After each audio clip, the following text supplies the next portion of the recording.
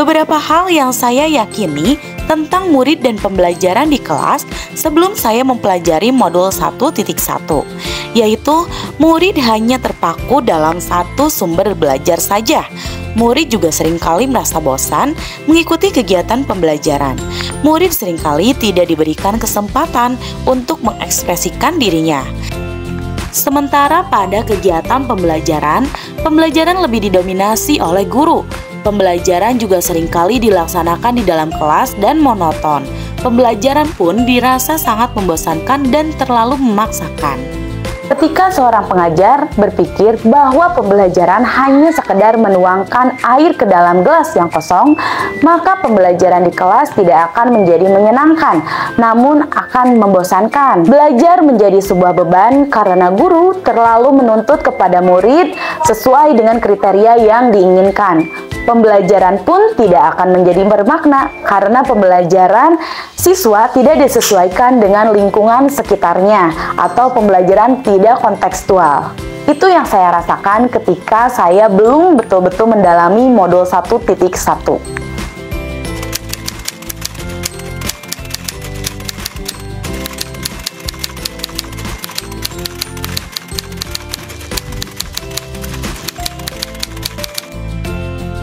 Namun, setelah saya mempelajari modul 1.1 tentang pemikiran Ki Hajar Dewantara, saya menyadari apa yang saya pikirkan dan lakukan selama ini tidaklah tepat.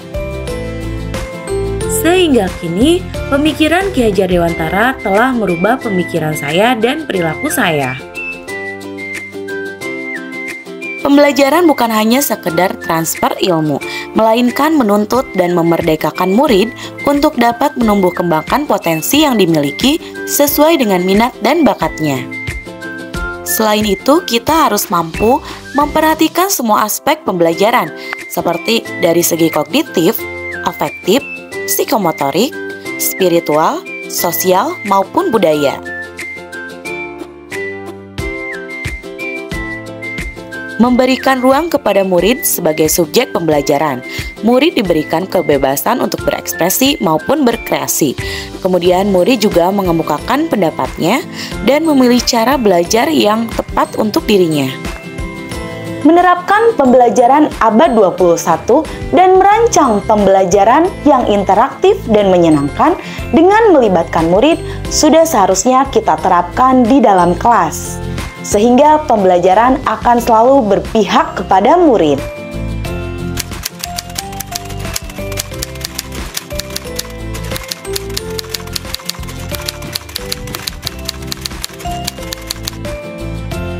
Hal yang dapat segera saya terapkan dalam pembelajaran di kelas yaitu menerapkan beberapa strategi yang sesuai dengan pemikiran Ki Hajar Dewantara. Strategi tersebut diantaranya merancang pembelajaran interaktif dan menyenangkan dengan melibatkan murid sesuai dengan student center.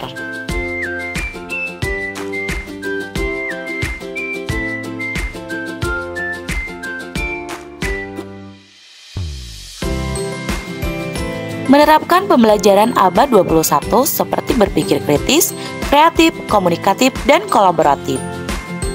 Dan pembelajaran tidak lagi menuntut namun menuntun. Kesimpulan yang dapat kita ambil yaitu pengajaran merupakan bagian dari pendidikan.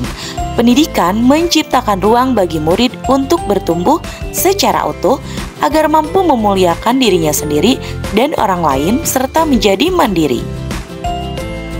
Banyak hal yang dapat kita terapkan dari hasil pemikiran Ki Hajar Dewantara ke dalam kehidupan sehari-hari sebagai seorang pendidik.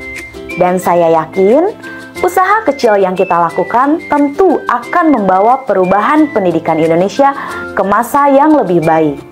Semboyan Ingarso Sungtulodo, Ing Madia Bangun Karso, Tutwuri Handayani akan membawa kita ke dalam perubahan-perubahan itu. Tergerak, bergerak, dan menggerakkan.